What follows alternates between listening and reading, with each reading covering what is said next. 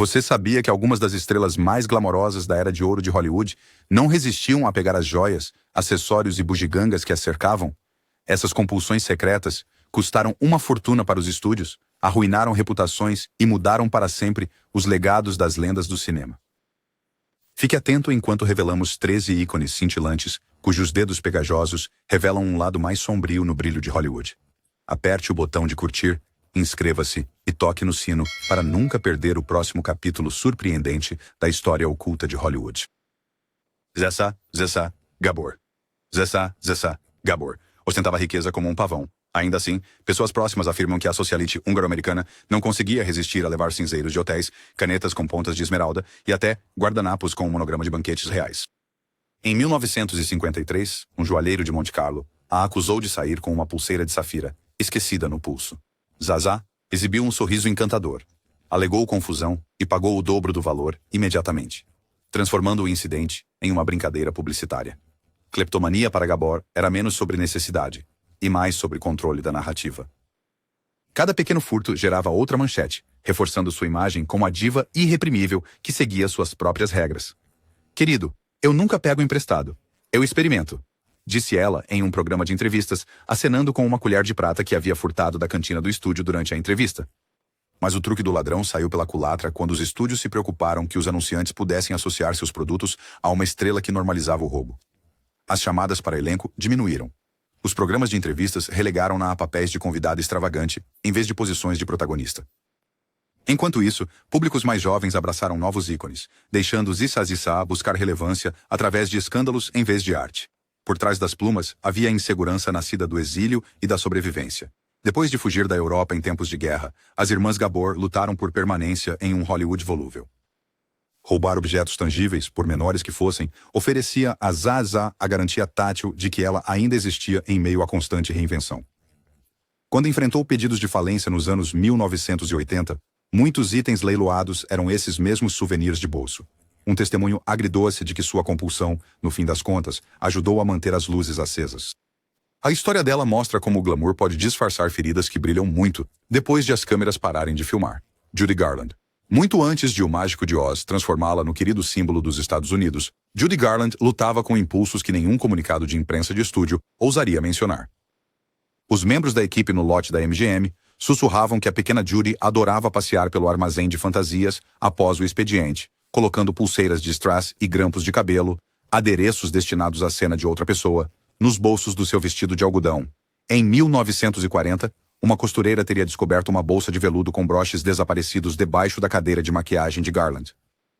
Louis B. Mayer ordenou que fosse silenciado, temendo que um escândalo de furto destruísse sua imagem pura nas bilheterias.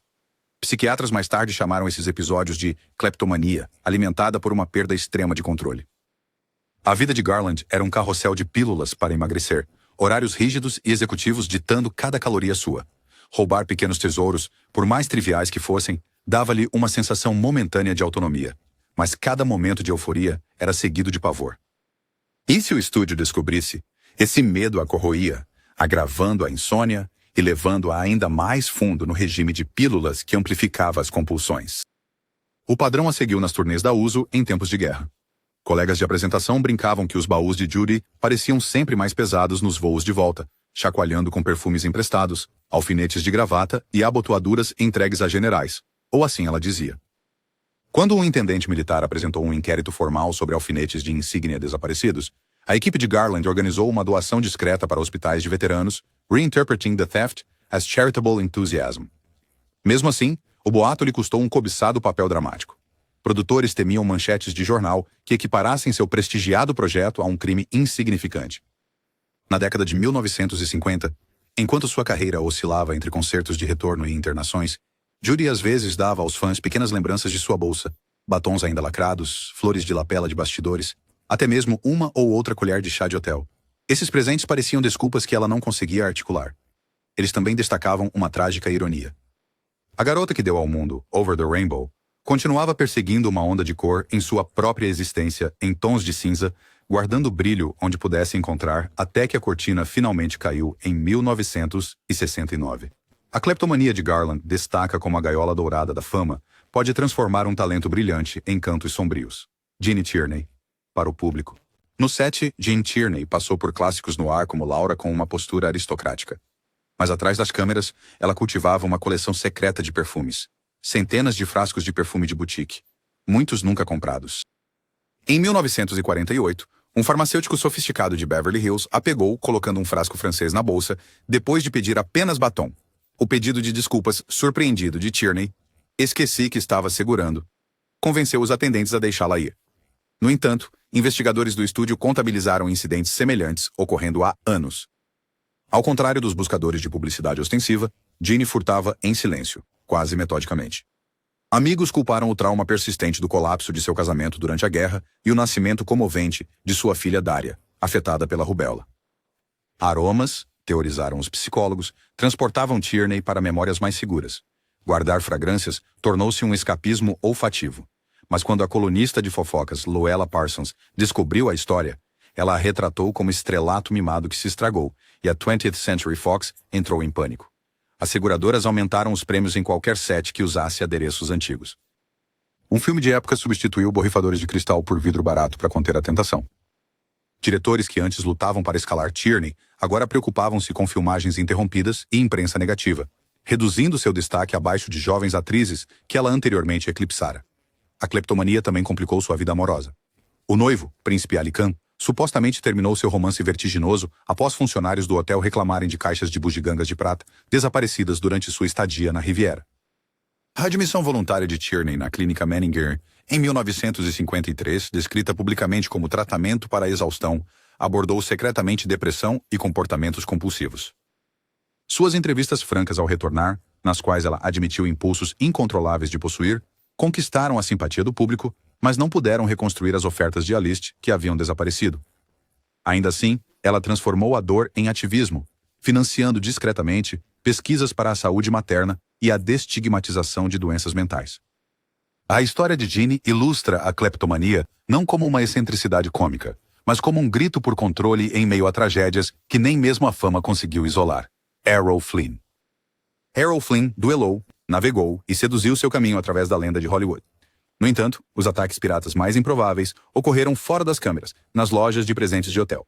A tradição entre a equipe mantém que, durante as filmagens de O Gavião do Mar, Flynn apostou com seus dublês que conseguiria capturar todas as bússolas vendidas no mercado do Porto de São Pedro sem pagar um centavo. No dia de encerramento, ele revelou um saco com 15 bússolas de latão, gabando-se de que o guiariam de volta para travessuras. Flynn via roubo como esporte, pegando cortadores de charutos das mesas dos produtores, toalhas monogramadas dos bangalôs de estúdios rivais, até mesmo um peixe-espada montado da parede de um bar em Malibu. Ele o enviou de volta semanas depois com um autógrafo irreverente. Mas as brincadeiras repetidas geraram consequências reais. Em 1943, um joalheiro de Beverly Hills apresentou queixas depois que Flynn pegou um alfinete de gravata de platina. Warner Bros. Pagou dinheiro para silenciá-lo e o alertou de que qualquer outro escândalo poderia anular seu contrato no auge do patriotismo da Segunda Guerra Mundial. Psicólogos poderiam rotular as travessuras de Flynn como cleptomania mascarada por bravata. Diagnosticado posteriormente com alcoolismo crônico e uma condição cardíaca, ele confessou em cartas que os roubos preenchiam trechos vazios entre as ovações, uma dose de adrenalina contra o tédio. Mas as seguradoras ficaram cautelosas. Objetos de cena antigos desapareceram dos sets, interrompendo os cronogramas de produção quando substituições não puderam ser encontradas em meio à guerra. Contadores do estúdio calcularam perdas que chegaram a dezenas de milhares, bem mais do que os lucros de bilheteria de Flynn compensavam. No início da década de 1950, o apetite de Hollywood por seu sorriso malicioso diminuiu, acelerado por rumores de que ele roubava não apenas corações, mas carteiras. Ele se mudou para a Europa para aventuras de baixo orçamento, agarrando-se à mitologia de galã, mesmo quando a saúde e as finanças se deterioravam. Uma briga em uma taverna espanhola em 1958, supostamente, começou quando um taverneiro o acusou de esconder castiçais de prata embaixo de sua capa. Uma acusação nunca provada, mas instantaneamente acreditada. O legado de Flynn assim navega, em partes iguais, herói ousado e saqueador compulsivo, provando que a linha entre desempenho e patologia pode se confundir até que nenhum mapa trace uma passagem segura de volta. Bette Davis. Bette Davis dominava cada set em que entrava, mas os bastidores brincavam que ela também era dona de metade dos adereços, graças à sua bolsa ambulante. Durante All About Eve, um diretor de acessórios descobriu que um estojo de cigarros incrustado de pérolas estava desaparecido depois que Davis terminou seu famoso monólogo Fasten Your Seatbelts. Ele reapareceu semanas depois na penteadeira do camarim dela, o que levou a um memorando do estúdio, lembrando educadamente ao elenco para Respeite a integridade da propriedade. Davis brincou com a equipe. Eles praticamente escreveram esse discurso para mim. Desafio, mascarando o embaraço. Para Davis, a cleptomania fundia-se com o perfeccionismo. Ela acumulava objetos de arte para ensaiar maneirismos de personagem em casa, convencida de que a autenticidade brotava da familiaridade tátil. Ainda assim, quando um papel acabava, ela não conseguia devolver os itens. Eles tinham absorvido partes de sua atuação. A Warner Brothers tolerou o hábito durante os anos 1930 porque cada chale ou broche levado parecia render outra indicação ao Oscar.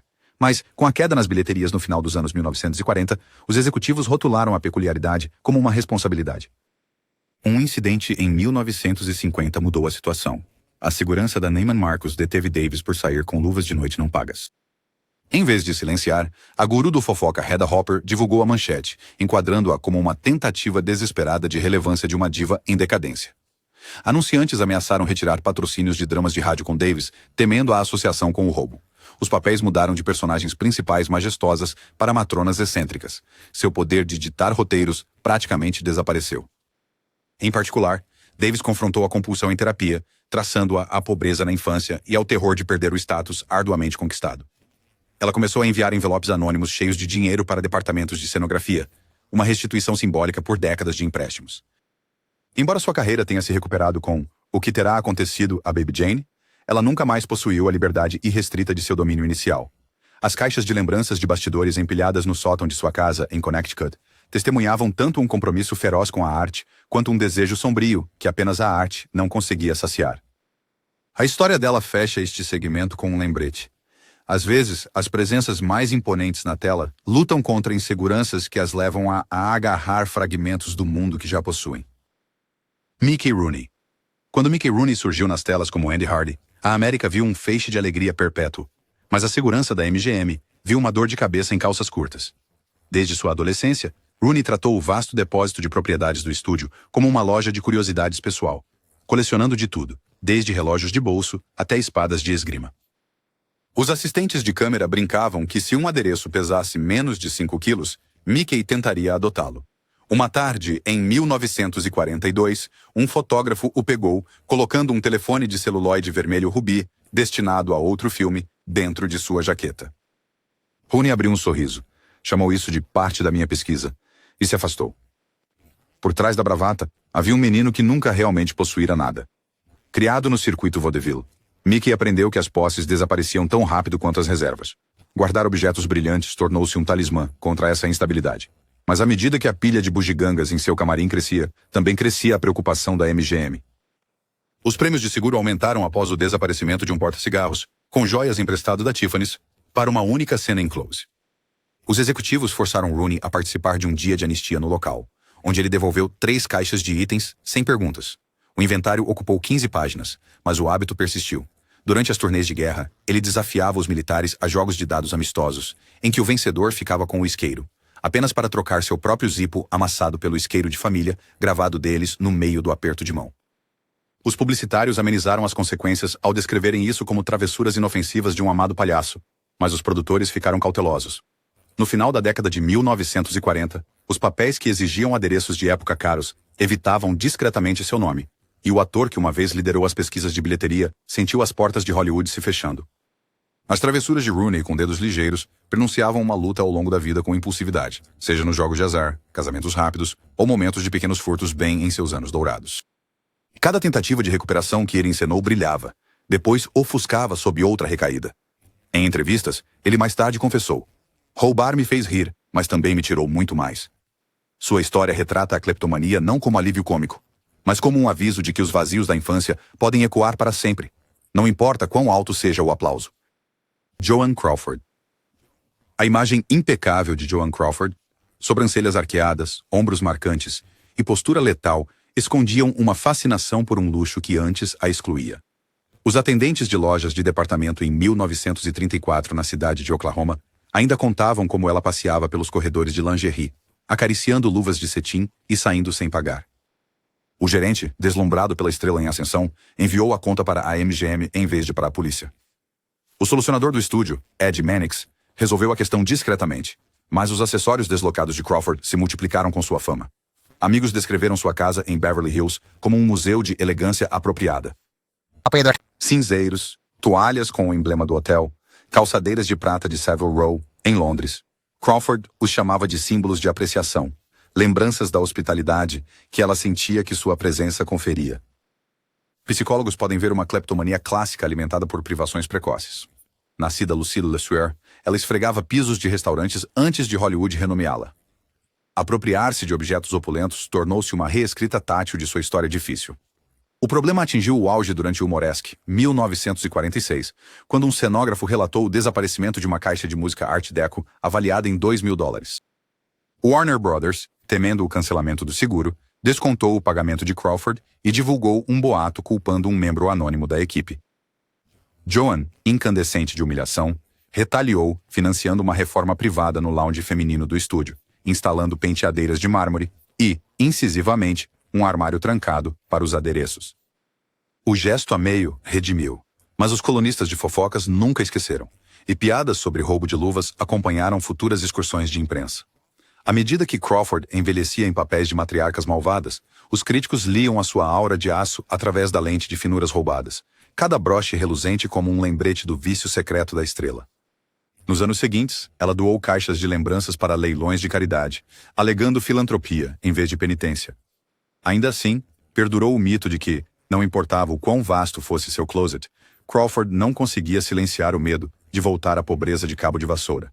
Sua história expõe a cleptomania como uma cicatriz de insegurança polida até passar por glamour. Gloria Graham, a sirene do film noir. Gloria Graham irradiava perigo na tela, e parte desse ar afiado se transferiu para a vida real, especialmente quando ela começou a surrupiar páginas de roteiro confidenciais de atrizes rivais. Durante The Bad and the Beautiful, pessoas de dentro alegaram que ela pegou as folhas de diálogo de Lana Turner, colocando-as em sua bolsa junto com batom e canetas tinteiro. Na mesma semana, os balcões de papelaria em Bullocks, Wiltshire, a denunciaram por furtar blocos de notas em alto relevo. Os estúdios enviaram cheques. Gloria ficou com o Oscar. Por que papel? Graham confessou a um terapeuta que o farfalhar das páginas roubadas a acalmava como uma canção de ninar. Adotada ao nascer e transferida entre lares instáveis, ela equiparava a posse de palavras, quaisquer palavras, à permanência. Mas o hábito escalou. Em 1955, a RKO interrompeu a produção de Oklahoma.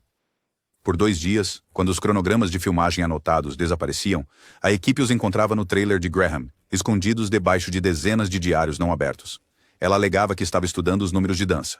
O sindicato cobrou o atraso em $50.000. Os produtores começaram a emitir cópias de adereços para ela, com código de cores que se autodestruíam na água, uma solução cara que a marcou como difícil de lidar. Os papéis principais diminuíram, direcionando Graham para filmes B sensacionalistas, onde as perdas de orçamento eram menores. Co-estrelas se irritavam, guardando bolsas no set, enquanto diretores se preocupavam com litígios, se vazamentos de enredos chegassem aos tabloides. Os próprios roteiros que ela roubava tornaram-se barras em uma cela, que encolhia em volta de sua carreira. Mais tarde, lutando contra o câncer e a ruína financeira, Gloria leiloou 12 caixas de lembranças, muitos itens que ela havia uma vez pilhado por conforto. Os licitantes pagaram generosamente por menus de adereços autênticos e inserções de cartas de amor, sem saber que vieram de cenas que ela nunca filmou. A fixação de Graham pela palavra escrita revela a cleptomania não apenas como compulsão, mas como uma tentativa desesperada de escrever a vida que o destino negou. Red Skelton. A genialidade cômica de Red Skelton encheu as bilheterias de risadas. Mas os contadores da MGM não sorriam quando verificações de inventário revelaram um encolhimento alarmante. Estantes de fantasias estavam sem chapéus, guarda-chuvas, até mesmo um porta-malas de carro de palhaço completo. Segurança finalmente seguiu Skelton após uma festa de encerramento em 1951 e o pegou transferindo chapéus coco de adereço para o porta-malas de seu Cadillac. A explicação dele? Estou ensaiando uma piada para as tropas. Achei que economizaria o frete do estúdio. A verdade, suspeitavam os colegas, era mais pessoal. Skelton, devastado pela perda do pai na infância e assombrado pela morte acidental de seu filho em 1958, buscou consolo em tokens tangíveis de seus alter egos cômicos. Cada adereço furtado preservava uma risada que ele temia que desaparecesse, mas as seguradoras ameaçaram colocar produções estreladas por ele na lista negra, a menos que a MGM instalasse guardas 24 horas por dia nos armazéns de figurinos, um custo que o estúdio aceitava a contragosto. Quando uma auditoria de 1953 o vinculou a $12.000 em memorabilia de vaudeville desaparecida, o departamento jurídico da MGM optou por divulgar seu generoso trabalho no uso em vez de processá-lo. O público perdoou, mas os executivos não esqueceram. O filme de Skelton Row, Os papéis secaram, empurrando-o para a televisão, onde os orçamentos e as salas de adereços eram menores. Ironicamente, a mudança salvou sua carreira.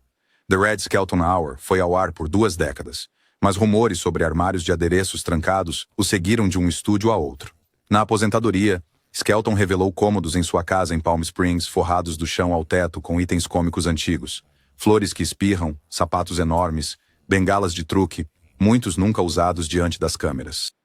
Ele doou a maior parte ao International Clown Hall of Fame, escrevendo no testamento: "Que esses brinquedos encontrem mais risadas do que tive tempo de dar." Seu último ato reformulou a cleptomania como um apelo melancólico.